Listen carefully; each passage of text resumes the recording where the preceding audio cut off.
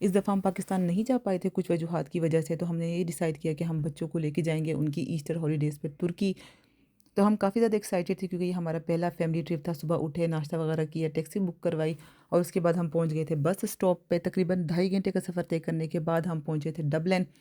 وہاں پہ امیگریشن کے پروسیس سے اور چیک ان کے پروسیس سے گزرنے کے بعد ہم پہنچ گئے تھے ویٹنگ روم میں، اور شکر ادا کیا کہ ہمارا پورا پروسیس اسموتھلی گیا۔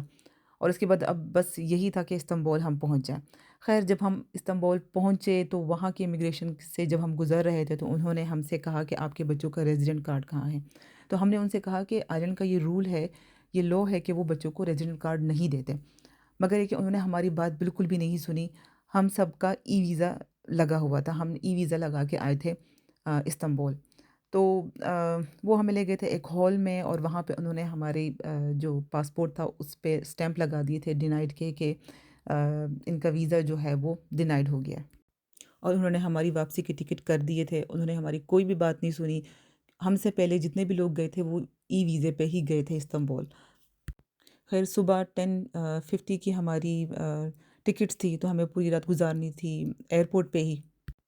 وہاں پہ ہوٹل وغیرہ کا پوچھا تو انہوں نے کہا کہ ہمارے پاس جو پورا فیملی روم ہے وہ اوور آل پورا بک ہے، اگر آپ کو کیبن چاہیے تو ہم آپ کو وہ دے دیں گے۔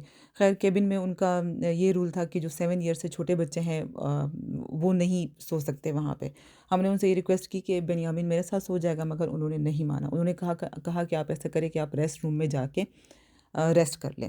جب وہاں پہ گئے ان سے پوچھا تو وہ پر پرسن 60 یورو لے رہے تھے 3 آورس کے لیے، اور وہاں پہ یہ تھا کہ آپ کے پاس آپ کو صرف ایک کاؤچ دیا جاتا ہے جس پہ آپ بیٹھتے ہیں، اور کچھ نہیں تھا، جو کہ ہمیں فضول لگا اور ایکسپینسو بھی لگا۔ خیر ہم نے پھر پوری رات جو ہے وہ جو نارمل وہاں کی سٹنگ ہوتی ہے وہاں پہ گزاری۔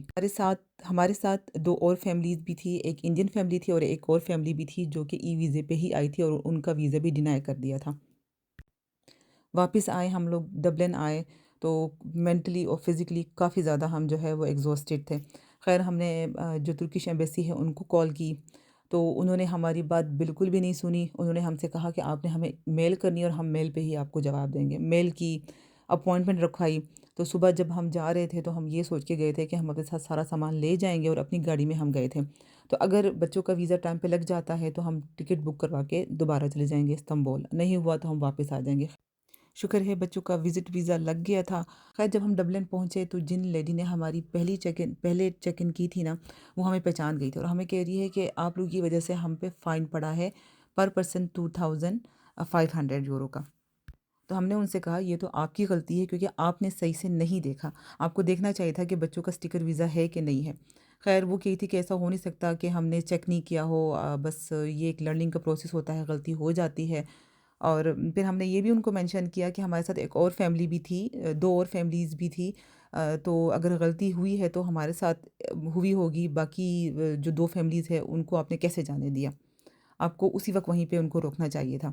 اور پھر انہوں نے یہ کہا کہ کیا ہم آپ کے بچوں کی جو ڈاکیومنٹس ہے، جو اسٹیکر ویزا ہے، اس کی پکچر لے لیں تاکہ ہم اس کی کیس اسٹڈی کر سکیں۔ یہ سارا لرننگ پروسیس ہوتا ہے، ہم لرننگ پروسیس سے گزر رہے ہیں، اور انہوں نے بات کو جو ہے وہ آگے پیچھے کر کے اس کو اگنور کر دیا تھا۔